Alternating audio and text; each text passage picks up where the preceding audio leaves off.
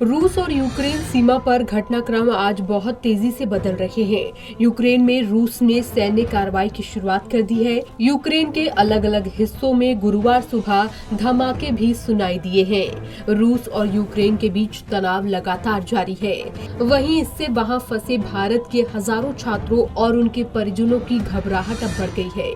इनमें फरीदाबाद के सेक्टर 2 का रहने वाला विनायक चौधरी भी शामिल है, जो कि यूक्रेन से MBBS की पढ़ाई कर रहा है। विनायक के परिजनों को यूक्रेन रूस में चल रहे विवाद के बीच अपने बेटे की चिंता सताने लगी है, जिसके चलते परिजनों ने सरकार से जल्द रेस्क्यू की गुहार लगाई है। मेरा नाम धर्मेंद्र चौधरी है।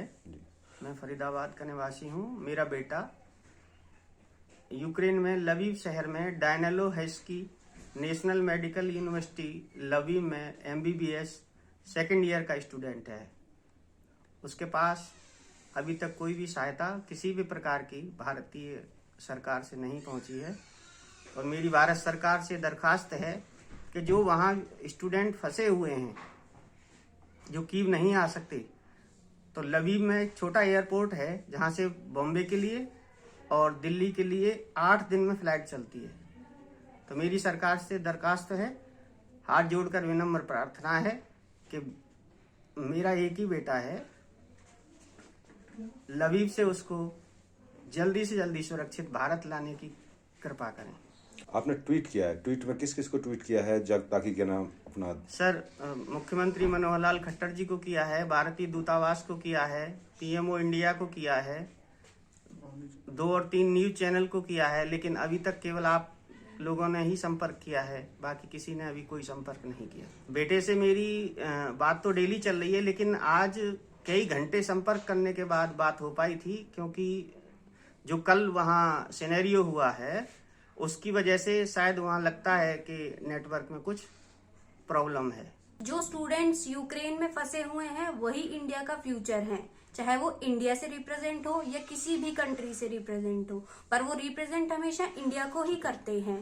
इसीलिए मेरी गवर्नमेंट से दरख्वास्त है कि वो जितने भी स्टूडेंट्स यूक्रेन में फंसे हुए हैं उन्हें जल्द से जल्द हमें उनके परिवारों के पास उन्हें वापस भेज दें। कि मेरे भाई से रोज बात होती है, वो ये कह रहा है कि मेरे यहाँ पे जो माहौल है वो शायद थोड़ा सा इतना ज्यादा संगीन नहीं है जैसे बाकी एरियाज में है, पर उसको अगर हमारे पास वापस आना है तो उसे कीव जाना पड़ेगा, जहां वो जाने से हल्का सा घबराता है, क्योंकि वो वहां की कैपिटल है, जिस वजह से वहां पे हमला होने की सबसे ज्यादा चांसेस है। इसलिए वो आने से थोड़ा सा कतरा भी रहा था, इसीलिए वो अभी तक आया नहीं है, क्योंकि ये चांसेस थे कि हमला नहीं होगा, कभी होगा, इसी वजह से। पर अब जो कल रात को चीजें हुई हैं, रशिया ने जो दूसरी कंट्रीज को मान्यता दे दी गई है, उससे वो हल्का सा घबराया हुआ है। वहां नेटवर्क भी नहीं थे, हम सुबह से उससे बात करने की कोशिश कर रहे थे कि हम उसकी फ्लाइट करवा दें कि कुछ हो जाए तो जल्दी आ जाए, बट किसी वजह से शायद नेटवर्क इशू था, वहां शायद नेटवर्क शट डाउन कर दिए गए थे, इसलिए हमारी उससे बात नहीं हुई थी। हमारी बात उसकी लगभग 3 बजे के बाद ही हुई थी कि ऐसे ऐसे बात है। अभी वो सुरक्षित है, पर जितने जैसे भी है वो है हमारे घर का ही, इसीलिए हमें ये बहुत डर है कि उसे कुछ हो ना जाए इस हमले के चलते हुए। आप का छोटा भाई है, बड़ी बहन है आप, एक बहन होने के नाते सरकार से क्या अपील करना चाहोगे? मैं सिर्फ सरकार से ये अपील करना चाहूंगी कि मेरे भाई को वो जल्द से जल्द वापस हमारे पास भेज दें सुरक्षित।